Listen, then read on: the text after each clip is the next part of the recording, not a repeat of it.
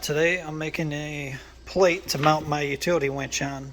I'm going to use this winch to pull a couple non-running cars up onto a car hauler that I'm going to rent. Okay, so far what I've got is a metal plate that's, it's probably like, this is just some scrap I had laying around. It's probably 1/8. I'm guessing at least an 1/8 inch. Probably the same thickness as the ferrule lead thing. Okay, and I drilled some holes with my drill press, got some thick bolts, so I can adjust this chain to any length I want and wrap it around a tree, wrap it around part of the car hauler and pull. And I've got a couple holes drilled here to mount the winch on, like so.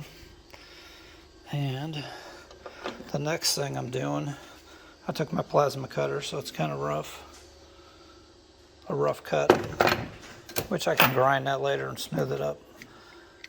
Next is to mount the ferrule lead. I think this is called the ferrule lead.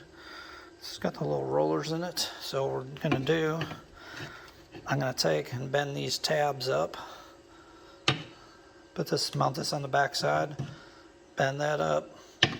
So this will be sitting probably where that cutout is there.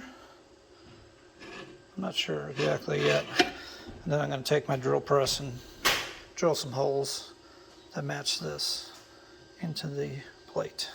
So what I got to do next is bend the plate. So I'm going to put this in the bench vise here and take these channel locks. I'm going to bend these straight up. All right, I got those pieces bent. Let's see. All right. Let's kind of iron this up and probably mount it right about there, up a little higher than the edge, see? So it's more towards the middle of the roll, so it's not rubbing on the rollers constantly. So I kind of eyeballed it through here. You can see I need to cut a little bit here, so I'll line up with this roller here, and then here, just take a little bit of that off so the cable's not rubbing on that. Let's see, take a look at the back here. See how I notched it out. So that should clear the wire. And we're going to do a little test run with it. I got it hooked to a battery here. And here's my little controller. So I'm going to hold that. So you can see when you pull this out, there's a little, like a little pin in there. And all you're doing is you're pulling it out, and that pin holds it out. So this is the way you freewheel. So you can just spill out your wire, right? And take a look on the back here one time. There's this heavy spring right here that's holding the wire, this black part right here. I put a little bit of oil on there because when I first tested it, it made a bunch of noise, the way it was rubbing on the braids. Okay, so that keeps tension on the wire so it winds up nice. So then when you want to operate the winch, pull this handle and push that red handle in. So we're gonna run that in. I heard it made a snapping noise. I think that was that handle. It snaps in. Ooh, it looks like it's winding the wire pretty good. Take a look at that on top there. Working. Okay. That's it. I'm gonna leave it like that. So let's back it out again. I haven't tried the wireless remote yet. Maybe I'll do a little test on that too.